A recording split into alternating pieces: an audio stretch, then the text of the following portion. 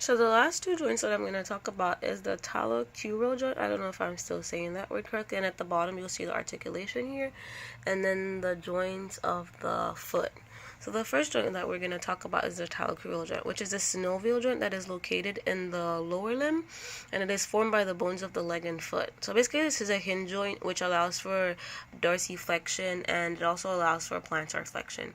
So it is basically formed by three bones. As you see, I have them colored. It is formed by the tibia, the fibula, and also by the talus of the foot, which you see right here in this section.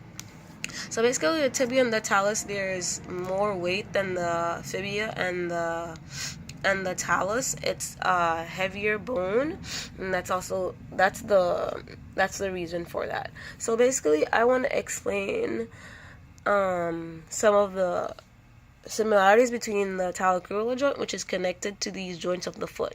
So let's look at this diagram here first, which is basically the joints of the foot. As I said before, the talocrural joint is a hinge joint which is connected to the leg and the foot. So this talocrural joint over here is in connection to the joints of the foot. As you can see at the bottom of the talocrural joint, you see the calcaneus. So basically, for the joints of the foot, you'll notice that you see the calcaneus, which is connected to the talus, as we were just talking about. But basically, the joints of the foot, this is the skeleton showing all the bones, which is the tarsus, the metatarsus, the phalanges, or the toe bone. So the tarsus basically contains 7 bones called the tarsals, and the metatarsus contains 5 small bones called the metatarsal. So these joints include, these words are very hard to say, tarsal, metatarsal, and metatarsal phalangeal, interphalangeal, and intertarsal.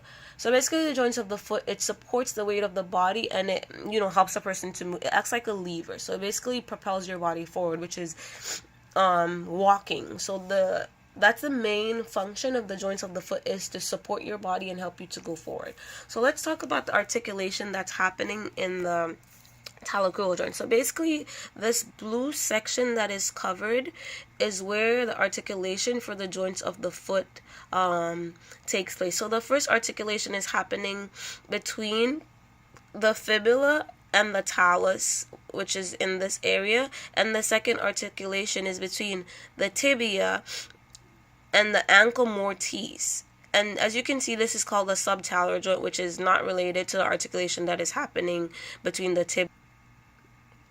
So basically, there are two articulations. So there's an articulation between the tibia, which is here, and the talus, which is here. So these two bones is where the first articulation takes place to form the fibula, and then the second articulation that is taking place is between the fibula right here and the talus. As you can see, I colored the blue area to show where these articulations. So basically, the tibia and the talus, there is more weight than the fibula and the talus does. So there are only two articulations that takes place to form the joints, which when the tibia and the talus articulates in this area is referred to as the ankle mortise, while in the joints of the foot, there's various movements happening in the joints of the foot, because the joints of the foot allow for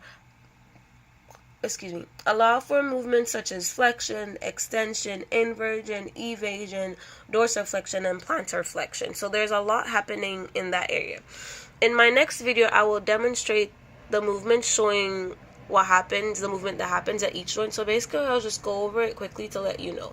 So for the talocrural joint, basically there is dorsiflexion and plantar flexion happening there. For the patellofemoral and the tibiofemoral, there's flexion, extension, medial and lateral rotation happening at that joint. And for the tibiofibular, for the proximal tibiofibular, movement is impossible unless there's also movement taking place at the distal end of that joint.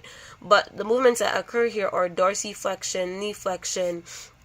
Those are the two key movements. While for the joints of the foot, there is flexion, as I said, extension, inversion, eversion, plantar flexion, dorsiflexion, and abduction happening here. Abduction and adduction. So I'll demonstrate these in an